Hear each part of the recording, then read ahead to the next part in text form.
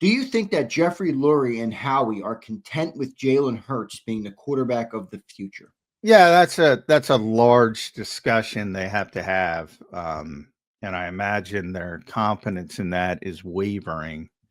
Which, you know, if you would have told me that before the season, I would have kind of chuckled at it. But yeah, I mean that's how quickly the NFL moves. I say it all the time. Let's see what the great people of JAKIB Nation have to say. Here's JD3, first super chat of the day. He sent this right before our show started. JD, appreciate it, brother. J Mac Z and Jeff. How about shout out Jeff Kerr getting a shout out this morning? Forget about what us fans think. Do you think that Jeffrey Lurie and Howie are content with Jalen Hurts being the quarterback of the future? Yeah, that's a large discussion they have to have, and I imagine their confidence in that is wavering. Which, you know, if you would have told me that before the season, I would have kind of chuckled at it. But yeah, I mean that's how quickly the NFL moves. I say it all the time. Um, we won the Super Bowl in February, and now people want him benched. Small group, but local group want him benched. Um, it's a tough industry, as everyone says. The NFL will humble you, and they are humbling. The league is humbling the Eagles and Jalen Hurts right now. Um, it's difficult to sustain that high level. That's why I always talk about guys like Peyton Manning and Tom Brady, and those are the truly high level quarterbacks, and Aaron Rodgers in his prime, who can do it year after year with all these adjustments and everybody trying to stop them. But those guys are few and far between. And you've already seen it with some of the great quarterbacks now, down years, up years. It's very, very hard to be consistent in this league because everybody's, all right, you're doing this well, we're going to take this away from you. Now you got to do this well. And very few quarterbacks can do that consistently from week to week, year after year. JD, appreciate the super chat, brother. I think it's a good question by you, and I am wondering the same thing on what they're thinking. Real Zeal, what's up, Real Zeal? Appreciate the super chat, brother. The Eagles' loyalty to Jake Elliott cost them a football game last night. Is Justin Tucker eligible to be signed? I don't know. I think he got signed, or he was in with a workout recently for someone, but he was in for a workout with the Saints, and Kellen Moore stepped in it. So no, the Eagles aren't going to sign him. With all the issues he went through. But yeah, I mean, you can't miss that kick. And you think about it, I mean, it's an overtime game, and that's a pristine environment. You can't miss that kick. Can't do it. And he's missed quite a few kicks recently. Now, it's a lot easier to chalk him up to, all right, that's the way it goes when it's 40-mile-an-hour winds, but when you're at SoFi in this beautiful weather and you're missing kicks, Cam Dicker didn't miss any kicks. That's for damn sure. Cam Dicker, that dude is a beast, man. Yeah. I mean, it's automatic. Comes off his foot every time. I'm like, yep, that's going through the uprights. Yeah, and that 54-yarder, I mean that was just money. And that's been a lot of kickers, and Brandon Aubrey we talk about a lot. And yeah, Jake Elliott has not been the he's been an advantage for a long time for the Eagles, and now with some of these new kickers and the way they're performing, it's becoming a deficiency. But again, that points to the lesser profile, but people think you're the same year after year. And wow, Jake Elliott's one of the best kickers in the NFL. Yeah, right. Well, he was. He no longer is. I think he's missed 5 in the last 7 games. I think that's what I saw. Yeah. Now you can get much worse. There's, but from the truly top tier guys, and you saw one of them last night, he ain't that guy. Yeah. He's not Brandon Aubrey. Here's Q the guy. What's up, Q? This team hears all the noise. That play call to end the game while you already have the tying points when the run game is working Coaching sucks, man. Well, the only thing I don't like about that, John, is people are like they're in field goal range. I get it. It does change how aggressive you are, but they're playing to win the game there. They're not playing to settle for Well, three. here, cue the god, and you don't have to pay for it. So if you're around, just answer the question. But what do you think is the play call on that play?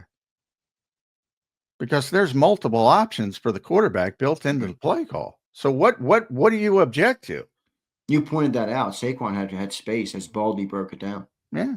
It was a zone read play where you read Khalil Mack. And then he had a high-low read. And he could have went the easy route, which is the low. And he pushed it down the field. He's got 3 different options there. So which play call exactly do you have an issue with? Because if he gives it to Saquon Barkley, he's got 5-6 yards minimum. If he takes the low to Dallas Goedert, I believe it was Dallas Goedert. I have to look at it again. He's got 5-6 yard gain, and he took the shot.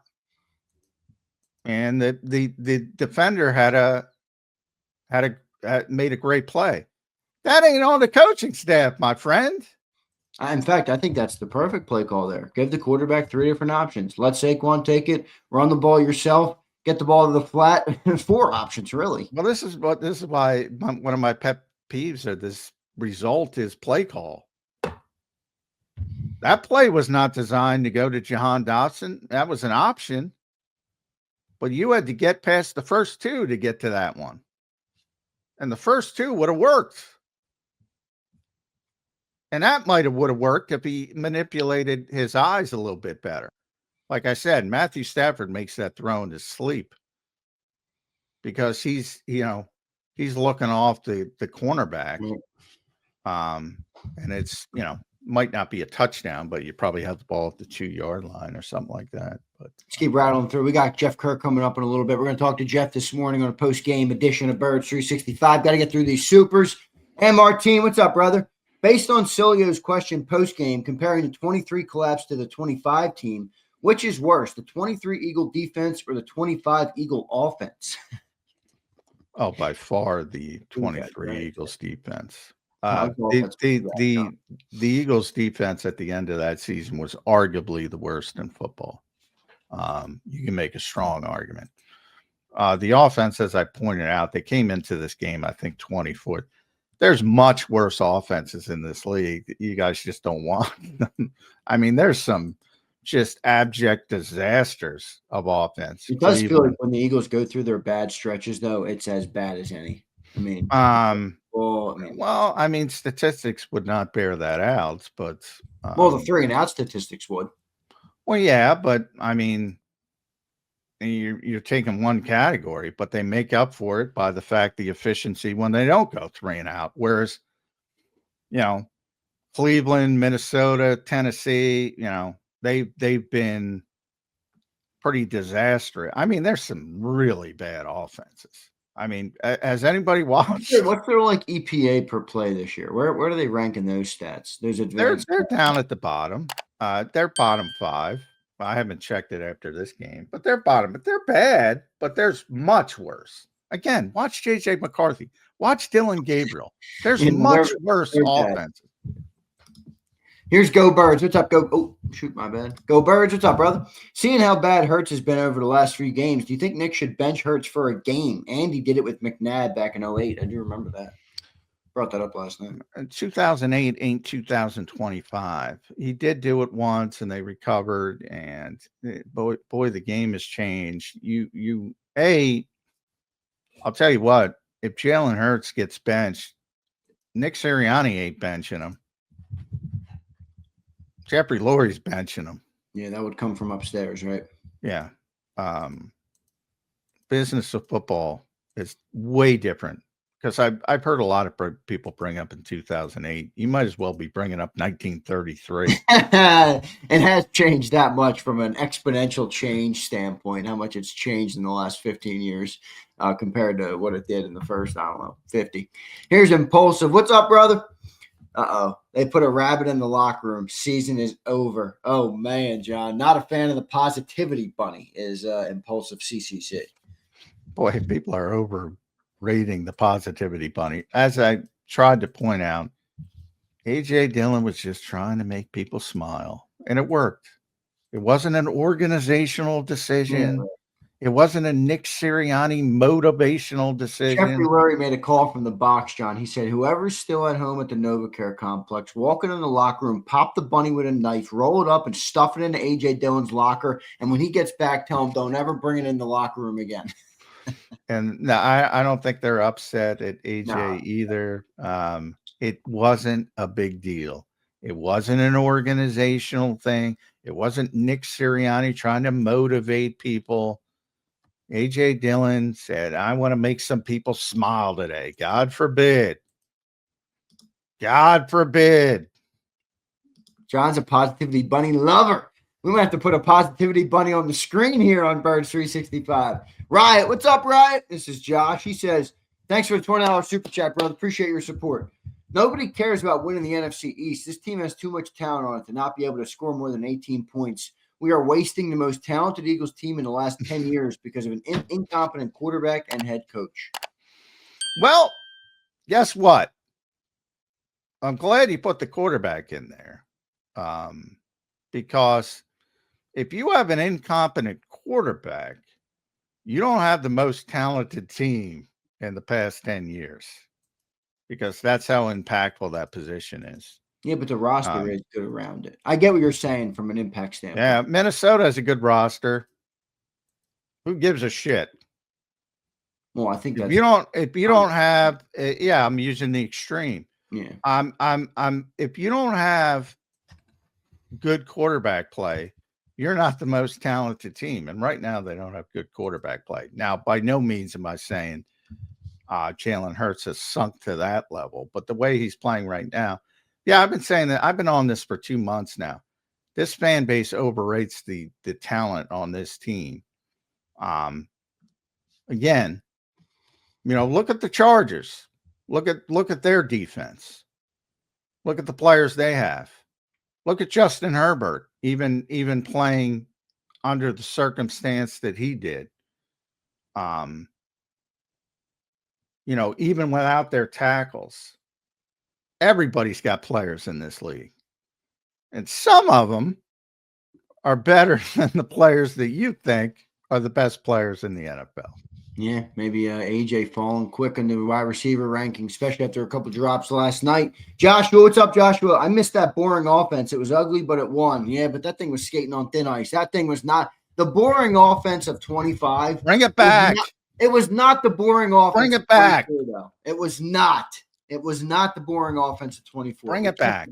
Bring back the boring. That's the margin for error on that offense earlier in the year, though, was way smaller than it was in 24. Off-season problem. Got to get through this season. Yeah. How do you get through this season the best way possible? Bring it back back. Boring. I'm all right. Here's Frankie Ray. Two more, and then we get to Jeff Kerr. Frankie, what's up, brother? F that bunny. John, the bunny's taking more shots. Well, that's a new one. Like, I always make fun of fans, for putting everything on the coaching staff, because again, those guys aren't out there. You're going to a new level to blame it on the bunny. It's not the bunny. But by all means, if it makes you feel better, by all means, blame it on an inanimate object rather than, hey, this team might not be as good as I thought it was, which is probably the real answer. Last one here. Rich, what's up, Rich? Member for 16 months. Thank you, brother. That's a long time. Hurts, 25 ordinary at best, 24 great, 23 terrible collapse, 22 best year, 21 not great. Enough of a sample to reevaluate. This is what he is, uneven. Yeah, 24 wasn't great. That 21 was actually pretty good for a young first-time starter. 22 was, by far his best year. 23 was actually better than 24 from an individual standpoint. The defense was just an abject disaster. 24 was not great, but the quarterback was acceptable, not great. 25, I would argue 24, 25, ordinary at best, both of them. both of them. But again, the mask of winning the Super Bowl. Oh, he's great. No, he wasn't. They had seven disastrous passing games last year, including 2 in the playoffs that nobody remembers because they won the games. Whew, man, this Eagles team, man, they're giving me a damn headache. Holy mackerel. All right, everybody. Appreciate everybody for being here. Great super chats today on the show. Hit the like button.